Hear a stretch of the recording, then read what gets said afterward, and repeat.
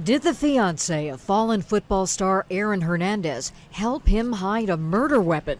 It's a possibility police are apparently considering as they desperately try to find a .45 caliber gun used to kill Odin Lloyd on Father's Day. If Ms. Jenkins is tied into this conduct, she's in very serious trouble. She's an accomplice after the fact to a murder. The theory revealed in new search warrant affidavits obtained by Hernandez's hometown newspaper, the Bristol Press in Connecticut.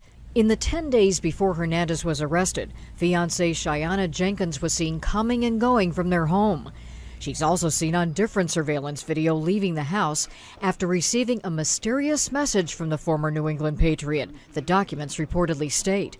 His fiancée allegedly puts a rigid object into a car, according to an affidavit, and returns a half hour later without carrying anything back inside the house.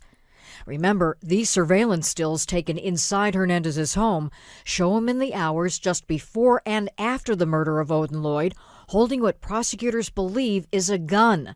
Another defendant, Carlos Ortiz, allegedly told police that after the murder, Hernandez put 2 guns into a lockbox. Warrants also were executed at a storage facility in Bristol, where Hernandez allegedly rented a unit.